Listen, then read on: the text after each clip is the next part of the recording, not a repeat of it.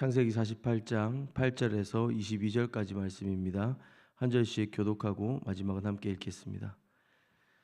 8절입니다. 이스라엘이 요셉의 아들들을 보고 이르되 이들은 누구냐? 요셉이 그의 아버지에게 아뢰되 이는 하나님이 여기서 내게 주신 아들들이니이다. 아버지가 이르되 그들을 데리고 내 앞으로 나아오라. 내가 그들에게 축복하리라. 이스라엘의 눈이 나이로 말미암아 어두워서 보지 못하더라. 요셉이 두 아들을 이끌어 아버지 앞으로 나아가니 이스라엘이 그들에게 입맞추고 그들을 안고 요셉에게 이르되 내가 내 얼굴을 보리라고는 생각하지 못하였더니 하나님이 내게 내 재산까지도 보게 하셨도다. 요셉이 아버지의 무릎 사이에서 두 아들들을 물러나게 하고 땅에 엎드려 절하고 오른손으로는 에브라임을 이스라엘의 왼손을 향하게 하고 왼손으로는 므낫세를 이스라엘의 오른손을 향하게 이끌어 그에게 가까이 나아가매 이스라엘이 오른손을 펴서 차남 에브라임의 머리에 얹고 왼손을 펴서 므낫세의 머리에 얹으니 므낫세는 장자라도 발을 엇바꾸어 얹었더라.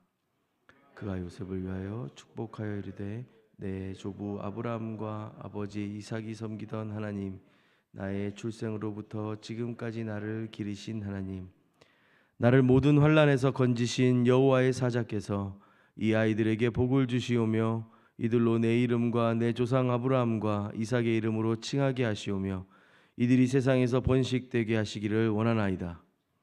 요셉이 그 아버지가 오른손을 에브라임의 머리에 얹은 것을 보고 기뻐하지 아니하여 아버지의 손을 들어 에브라임의 머리에서 므낫세의 머리로 옮기고자 하여 그의 아버지에게 이르되 아버지여 그리마옵소서. 이는 장자이니 오른손을 그의 머리에 얹으소서 하였으나 그의 아버지가 허락하지 아니하며 이르되 나도 한다 내 아들아 나도 한다.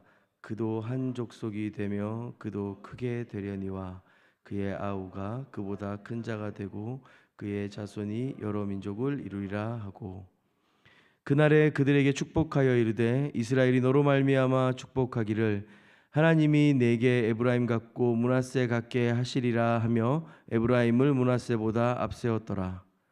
이스라엘이 요셉에게 또 이르되 나는 죽으나 하나님이 너희와 함께 계시사 너희를 인도하여 너희 조상의 땅으로 돌아가게 하시려니와. 함께 읽겠습니다. 내가 내게 내 형제보다 세겜 땅을 더 주었나니 이는 내가 내 칼과 활로 아모리 족속의 손에서 빼앗은 것이니라. 아멘. 애굽 땅 고센에 정착한 야곱과 그 자손들은 시간이 흘러 야곱의 또 마지막 때를 맞이하게 되었습니다. 죽음이 가까웠음을 알았던 야곱은 사랑하는 아들 요셉을 불러서 지난 시간 자신에게 나타나셨던 하나님의 언약을 전해주었고 또 두 아이를 자신의 친아들과 동등한 자리로 이렇게 올려놓는 그런 축복의 시간을 보여주고 있습니다. 야곱이 손을 엇갈려 얹습니다. 장자에게 가야 할 오른손이 차자에게로 갔습니다. 요셉은 당황해서 손을 바로 잡으려 했지만 야곱은 나도 안다라고 말하며 거절합니다. 이 엇갈린 손길 속에 우리의 상식과 계획을 넘는 하나님의 주권적인 은혜를 함께 묵상해 보면 좋겠습니다. 야곱은 손자들을 보고 8절에 이들은 누구냐라고 묻습니다. 이미 앞절에서 이 아이들을 양자로 삼겠다고 분명히 밝혔습니다. 그러나 못 알아보는 것 같은 느낌이죠. 10절입니다. 그 이유가 나오는데요. 이스라엘의 눈이, 여기서 이스라엘은 야곱입니다. 이스라엘의 눈이 나이로 말미암아 어두워서 보지 못하더라. 여기서 어두워서라고 번역한 히브리어 원문은 무겁다, 둔하다라는 뜻이 되는데요. 완전히 보이지 않았다라기보다는 시력이 많이 떨어진 상태, 이 노년의 야곱의 어떤 신체적인 모습들을 보여주는 것 같습니다. 창세기를 기록했던 모세는 의도적으로 이 본문을 통해 또 한 장면을 떠올리게 하는데 바로 야곱의 아버지 이삭의 축복 모습입니다. 이삭도 노년이었고 눈이 어두웠습니다. 이삭은 눈도 어두웠고 또 마음도 어두운 상태였던 것 같아요. 속아서 야곱을 축복했었습니다. 동생을 형인 줄 알고 복을 빌었던 것이죠. 그러나 여기에서는 조금 다른 차이가 있습니다. 이삭의 눈도 어두웠고 야곱의 눈도 어둡습니다. 그러나 야곱은 육신의 눈은 어두웠으나 어쩌면 그 인생 가운데 가장 영의 눈이 명민할 때가 지금이 아닌가 싶습니다. 야곱은 자신이 지금 무엇을 하고 있는지 분명히 알고 있습니다. 11절에 보면 요셉에게 이르되 내가 내 얼굴을 보리라고는 생각하지 못하였더니 하나님이 내게 내 자손까지도 보게 하셨도다. 우리말 성경에는 번역되지 않았지만 보아라 라고 하는 감탄사가 이 표현 안에 들어가 있습니다. 봐라, 하나님이 내 자손까지 보게 하셨다. 죽은 줄 알았던 아들, 그 아들의 자식까지 보게 된 이 노인의 가슴 벅찬 탄성인 것입니다. 육신의 눈은 침침해졌고 무거워졌고 어두워졌습니다. 그러나 하나님의 은혜를 알아보는 그 영의 눈은 어느 때보다 또렷했던 것이죠. 누구보다 질고가 깊었던 야곱의 인생, 그러나 우리가 살펴보았던 것처럼 누구보다 손해보지 않으려 하였고 영민하려고 했고 센스 있게 살려고 애썼던 야곱이었습니다. 그러나 이제 늙어서 육신으로는 더 이상 힘을 내볼 수 없는 때에 이르러 그는 하나님의 은혜를 보는 가장 선명하고 밝아진 눈을 갖게 되었던 것 같습니다.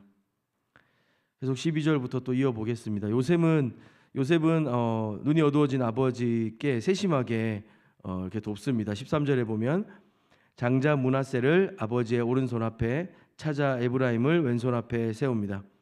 당시 그 고대 근동 지역에서 누군가의 머리에 손을 얹는다, 이것은 법적이고 사회적이고 어떤 영적인 우선권을 공식적으로 부여하는 선언이기도 합니다. 그래서 당연히 장자인 므낫세가 오른손의 복을 받아야 한다고 생각한 것입니다. 이것은 요셉뿐만 아니라 누구나 그렇게 상식적으로 생각했을 것입니다. 그런데 야곱은 팔을 엇갈리게 합니다. 오른손을 차자 에브라임에게, 왼손을 장자 므낫세에게 얹습니다. 14절에 엇바꾸어 얹었더라 라고 했는데요, 흥미롭게도 이 단어는 신중하다, 지혜롭다라는 뜻의 어원과 같습니다. 그러니까 야곱의 이 행동이 어떤 실수나 우연한 손질이 아니라 깊이 생각과 끝에 신중하게 내린 결정이었음을 암시하는 것입니다. 그리고 야곱은 두 손자를 위해 축복의 기도를 드립니다. 15절입니다. 그가 요셉을 위하여 축복하여 이르되 내 조부 아브라함과 아버지 이삭이 섬기던 하나님, 나의 출생으로부터 지금까지 나를 기르신 하나님, 나를 모든 환난에서 건지신 여호와의 사자께서 이 아이들에게 복을 주시오며 이들로 내 이름과 내 조상 아브라함과 이삭의 이름으로 칭하게 하시오며 이들이 세상에서 번식되게 하시기를 원하나이다. 야곱이 평생 살아오며 경험하였고 알게 된 하나님을, 그리고 그 하나님이 어떤 분이신지를 압축하여 낸 신앙 고백입니다. 세 가지로 하나님을 부르고 있는데, 첫 번째가 내 조부 아브라함과 아버지 이삭이 섬기던 하나님, 자기 조상이 신실하게 따랐던 언약의 하나님이라고 부르고 있습니다. 그리고 두 번째로 나의 출생으로부터 지금까지 기르신 하나님. 여기서 기르셨다라고 하는 단어는 이 목자라고 하는 단어와 이렇게 통합니다. 평생 양을 쳤던 이 야곱에게 하나님을, 그리고 자신을 먹이시고 하나님이 자기를 먹이시고 인도하신 그 목자로 고백하고 있는 것입니다. 세 번째로 나를 모든 환난에서 건지신 여호와의 사자. 이 건지신이라고 우리를 구속하였다, 구원하였다, 우리의 그 빛을 대신 갚아 속박하여 풀어주었다라고 하는 뜻을 가지고 있습니다. 룻기의 고엘, 기업 물을 자와도 같은 단어인데요, 그 환난마다 그를 구원하신 하나님을 고백하고 있는 것이죠.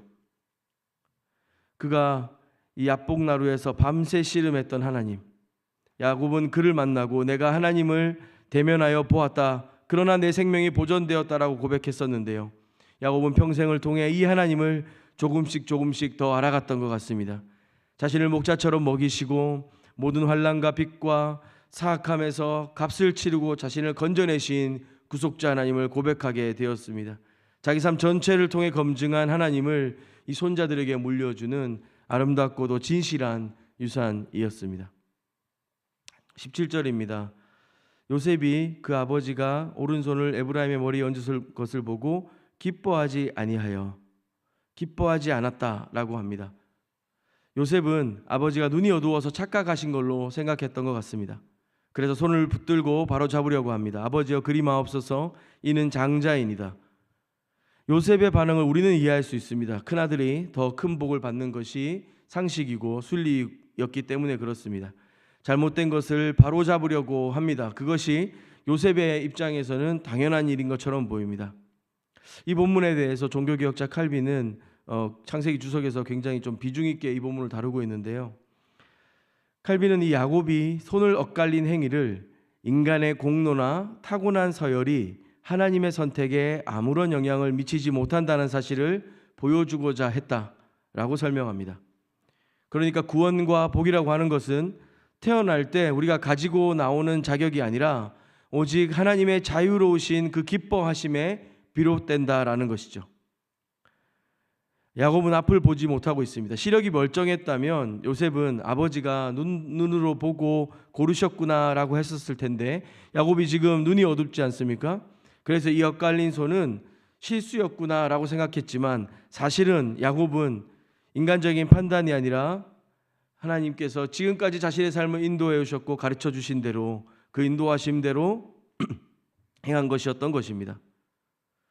손을 바로 잡으려 했던 요셉은 당대 최고의 지혜자였습니다. 그가 가진 상식, 그가 가진 지적인 또 정치적인 또 수많은 그 수완들은 당대 최고의 수준이었습니다. 그러나 이 순간만큼은 한 인간 요셉의 상식에 갇혀 있습니다. 아무리 경건한 신자라도 칼빈은 이렇게 얘기합니다. 하나님의 섭리를 자신의 틀에 가두려고 하는 실수를 범할 수 있으니 하나님의 뜻이 내 상식과 충돌할 때 요셉처럼 고집할 것이 아니라 그 주권 앞에 겸손히 굴복해야 합니다 라고 가르쳐 줍니다. 이때 야곱의 대답을 다시 들어보겠습니다. 나도 안다 내 아들아 나도 안다. 두 번이나 반복합니다. 자신의 실수가 아니라는 것이죠. 야곱은 자신이 무엇을 하는지 정확히 알고 있습니다. 그 형도 한 족속을 이루겠으나 아우 에브라임이 더 큰 자가 되리란 것을 분명히 밝힙니다. 므낫세를 생각해 보면 장자로서 밀려났던 사람들이 기억납니다. 가인이 그랬고 이스마엘이 그랬고 에서가 그랬고 르우벤이 그랬습니다. 에서는 장자권을 팥죽에 팔아넘겼고 르우벤은 아버지의 침상을 더럽혔습니다. 사실 므낫세는 어떤 잘못을 했다는 증거가 없습니다. 앞서 믿음의 조상들은 그들의 실수가 명백하지만 므낫세에 대해서는 사실 어떤 내용이 담겨져 있지는 않습니다. 그리고 특별히 야곱이 어떤 계시를 받았다는 것도 아닙니다. 그래서 우리는 칼빈의 해설에 더 힘을 실을 수 있는 것 같습니다. 순전한 하나님의 주권, 이 하나님의 공로, 사람의 공로와 자격과 출생 순서가 아니라 하나님의 정하신 뜻 안에 모든 인생이 있음을 보여주는 장면인 것입니다. 그리고 흥미롭게도 이런 하나님의 주권과 선택하심과 그 은혜 가운데 가장 큰 수혜를 입은 사람은 바로 야곱 자신이었습니다. 그는 속이는 자였고 자격 없는 둘째였습니다. 젊은 시절 그는 눈먼 아버지를 속여 형의 복을 가로챘습니다. 그런데 이 노년의 야곱은 이제 그 누구의 속임수에도 흔들리지 않고 오직 하나님 그분을 의지하고 그 언약과 목자 되신 주님을 따라가는 삶에 떳떳하게 그 자손들을 축복하고 있습니다. 거짓으로 빼앗음을 일삼던 사람이 이제는 진실로 나누어주는 사람이 되었습니다. 평생을 그 은혜로 살아왔던 야곱이기에 이제 이스라엘이 되어 세상의 순서를 가로지르는 이 엇갈린 축복을 담대히 부어줄 수 있었던 것입니다. 오늘 말씀 마지막 부분입니다. 21절에 보면 이스라엘이 요셉에게 또 이르되 나는 죽으나 하나님이 너희와 함께 계시사 너희를 인도하여 너희 조상의 땅으로 돌아가게 하시려니와. 나는 죽는다. 그러나 내가 죽은 후에도 하나님은 여전히 살아계셔서 너희와 함께 하시고 너희를 조상의 땅으로 돌아가게 하실 것이다. 죽음을 눈앞에 두고도 야곱에게는 소망이 있습니다. 나는 죽으나 하나님이 살아계신다. 자신의 생명이 끝나도 하나님의 약속은 끝나지 않는다라는 확신입니다. 야곱은 가나안으로 돌아가는 그 약속의 성취를 자기의 눈으로 보지 못하고 죽습니다. 보지 못하였지만 그는 믿었고 신뢰하였습니다. 하나님의 약속을 통해 죽은 너머의 그 미래를 바라보는 소망을 가진 사람이 되었습니다. 그렇게 하나님께서 허락하신 그 은혜의 사람으로 야곱이 변한 것입니다. 22절에 야곱은 요셉에게 형제들보다 세겜 땅을 더 줍니다. 칼과 활로 빼앗았다고 말하지만 창세기 어디에도 야곱이 세겜을 정복한 기록은 없습니다. 이 표현의 정확한 배경은 우리가 다 알 수 없습니다만 다만 분명한 것은 야곱이 가장 사랑하는 아들에게 약속의 땅에 대한 분깃을 확실히 물려주었다는 사실입니다. 그리고 훗날 요셉의 뼈는 정말로 이 세겜 땅에 묻히게 됩니다. 야곱이 가졌던 그 죽음을 넘어 이어진 약속과 그 신뢰와 하나의 언약을 바라봄, 그것이 성취된 것입니다. 말씀을 마무리하겠습니다. 세상의 모든 생각들과 우리의 상식들을 넘어 우리 머리 위에 엇갈린 하나님의 손을 기억했으면 좋겠습니다. 그렇게 우리를 기뻐하시고 우리를 향한 그 사랑으로 찾아오시는 우리 주님을 신뢰하고 의지하며 우리의 생이 또 우리의 생각과 우리의 지혜가 비록 제한적이고 한계가 있고 넘어질 때가 너무나도 많지만 여전히 살아계신 하나님은 살아계셔서 함께 하시고 이루신다는 것을 믿고 신뢰하는 오늘 하루가 되었으면 좋겠습니다. 함께 기도하겠습니다. 낮은 자를 돌보시며 끝까지 인도하시는 하나님 아버지, 이 아침에 주님 앞에 나와 머리 숙여 기도하는 모든 성도님들 한 사람 한 사람에게 엇갈린 주님의 손으로 복되게 하여 주시기를 간절히 원합니다. 야곱처럼 평생을 살며 주님이 어떤 분이신지 조금씩 알아왔던 그 고백이 우리의 것이 되기를 원합니다. 목자처럼 먹이시고 환난과 골짜기에서 우리를 건져내셨던 우리 주님의 사랑을 기억하게 하여 주시옵소서. 내 상식과 계획이 무너지고 주님의 손을 붙들어 바로 잡으려고 하는 우리의 교만들을 용서하여 주시고 오직 주님의 그 기뻐하심으로 우리에게 부어주시는 그 주권적 은혜들을 신뢰하며 내가 움켜쥔 것들을 내려놓고 주님 앞에 서는 하루 되게 하여 주시옵소서. 나는 죽으나 하나님은 살아계신다 한 이 야곱의 고백처럼 우리도 그 죽음 너머의 약속을 바라보며 담대히 살아가게 하여 주시옵소서. 예수님의 이름으로 기도합니다. 아멘. 우리 두 가지 좀 기도할 때요, 먼저는 개인과 가정을 위해서 기도하겠습니다. 내 상식과 계획대로 풀리지 않는 가정의 문제, 자녀의 일, 건강과 노후의 염려들을 주님 앞에 좀 내려놓았으면 좋겠습니다. 살아있는 신앙 고백을 유산으로 물려줄 수 있는 가정 될 수 있도록 기도했으면 좋겠습니다.